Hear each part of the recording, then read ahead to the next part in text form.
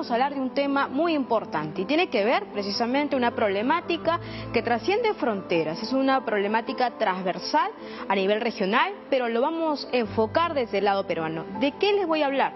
De la minería ilegal. Y hay un proyecto de ley que ha sido aprobado, incluso sin ningún tipo de debate, y que para muchos expertos y analistas podría flexibilizar e incluso anular la lucha contra la minería ilegal. ¿De qué trata esto? Sustancialmente, de que todo lo que ha sido incautado, por ejemplo, la maquinaria que se utiliza para extraer oro de manera ilegal, no sea destruido, sino que se lo pase pues a una entidad del Estado para que lo pueda llevar y focalizar a gobiernos locales y regionales.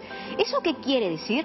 Pues para muchos especialistas estaría incluso en contra de un decreto muy importante que permite el avance precisamente en la lucha contra la minería ilegal. Y ahora les voy a presentar un gráfico al respecto para poder entender en contexto el panorama y sobre todo la complejidad de lo que significa la minería ilegal en el Perú. Por ejemplo, el Perú pierde unos 3.900 millones de dólares por año en extracción de oro. 120 hectáreas de bosque perdidos por mes. Ojo también el impacto ambiental debido a la minería ilegal.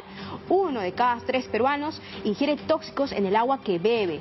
La semana pasada aquí en DNews, en este mismo espacio, hablamos con una comunidad desde Bolivia acerca de cómo los niveles de mercurio incluso se han elevado en el cuerpo de cada uno de ellos. Comunidades indígenas que consumen peces, bien sabemos de los ríos muy cercanos, pero que están envenenados ¿de qué? De mercurio. Y ustedes dirán, ¿por qué mercurio? Porque el mercurio es muy importante para la extracción del oro.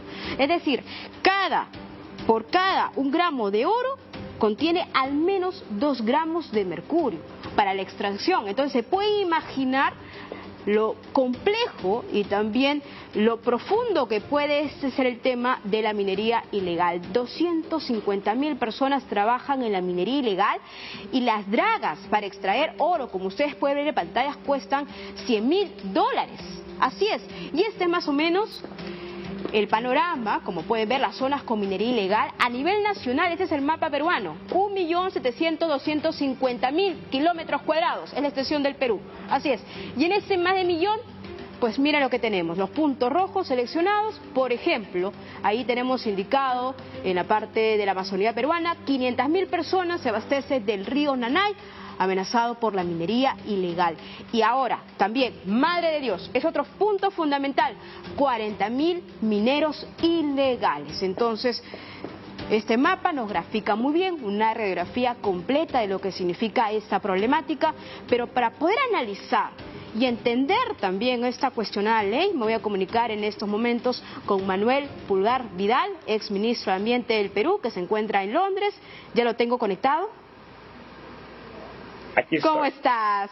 ¿Cómo te va? Manuel, un gusto tenerte, un placer realmente, una voz reconocida en materia de derecho ambiental. A ver, para poder entrar un poco, luego de la explicación que da unos breves pincelazos y matices de una problemática tan profunda, tú que has estado ahí en el Ministerio del Ambiente y cómo también esto ha evolucionado la minería ilegal, ¿cuáles son en estos momentos las consecuencias para todas las comunidades indígenas, para territorios y sobre todo también por el uso del mercurio indiscriminado? Son muy severas, has hecho una muy buena introducción y quizás vale la pena en primer lugar decir qué constituye la ilegalidad de esta actividad. Y son muchas las razones. A veces la razón es que quien está operando no tiene un derecho, a veces está ocupando territorio privado y peor, muchas veces, y en Amazonía en especial, territorio colectivo de pueblos indígenas. No paga derechos laborales, explota niños, explota sexualmente a mujeres, y lo vemos continuamente, o contamina, y obviamente no paga derechos laborales, derechos sociales de cualquier trabajador. Por lo tanto, son muchas las razones de la ilegalidad de la actividad. Sumémosle algo a esta descripción. La minería ilegal en la Amazonía es aún más severa. Porque quiero hacer una descripción técnica, pero de manera sencilla. Cuando uno piensa en un yacimiento minero en los Andes, uno sabe, y además es muy visible, que el mineral se puede encontrar a distintos niveles de profundidad, a veces muy, muy profundo, 600, 700 metros de profundidad. Por lo tanto, muchas veces tenemos una mina subterránea o una mina de socavón o de tajo abierto. Cuando se trata de la Amazonía, esta minería es de muy poca profundidad, 40, 60 metros, y eso lo hace una minería migrante. ¿Por qué? Porque ese oro que está depositado, en especial en los cauces o en las riberas de los ríos, es un oro que se ha depositado ahí por erosión. Por lo tanto, esta minería es absolutamente dañina. No hay forma de hacer una minería sostenible en la Amazonía.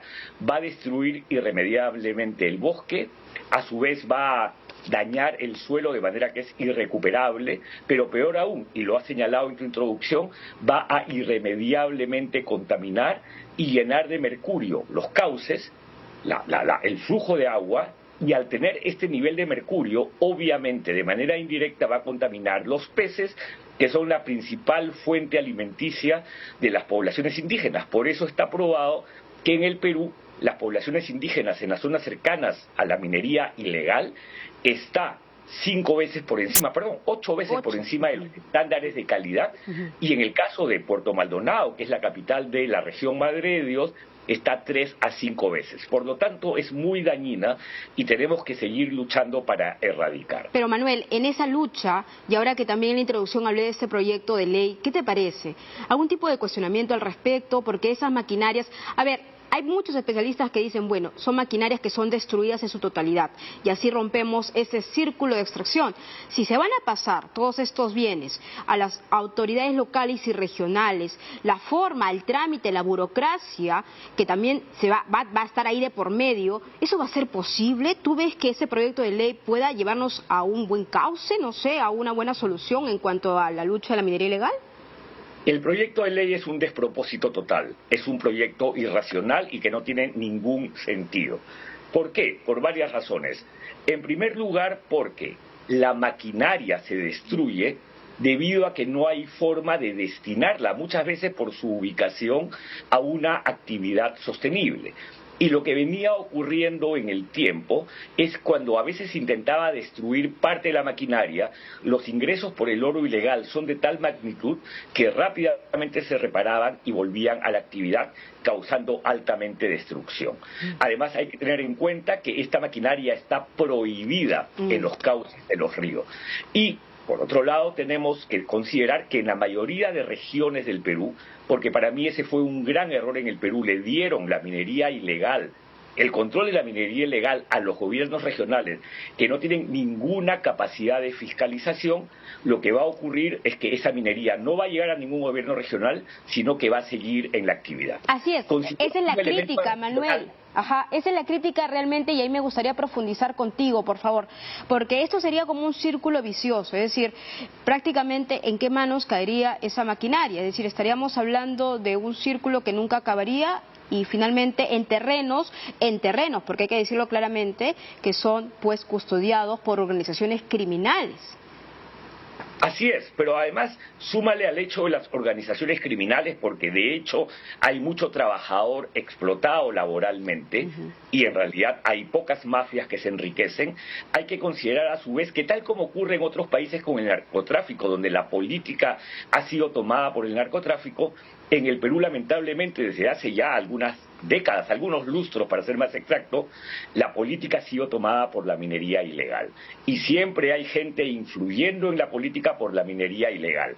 El gobernador regional de Madre de Dios es una persona históricamente dedicada a la actividad minera, que obviamente aboga por esta actividad. Es una persona que obviamente a mí nunca me ha querido y siempre me ha criticado, porque mi lucha permanente y constante ha sido por combatir esta ilícita, ilegal y dañina actividad. Por lo tanto, si tienes un gobernador que favorece la actividad, tienes un gobierno regional incapaz de fiscalizar y tienes a un promotor de la actividad en el gobierno, ¿dónde crees que va a ir la maquinaria? A la actividad ilícita. Por lo tanto, no hay más solución que simplemente destruirla. Y espero que el Congreso entienda y escuche el mensaje que la maquinaria destinada a la minería ilegal, que tiene que ver con cargadores frontales, con volquetes, con carrancheras, con mucha maquinaria que se destina a la extracción y al procesamiento, tiene que ser definitivamente destruida. ¿Estamos haciendo algo bien? Te pregunto, Manuel, porque me parece que hay más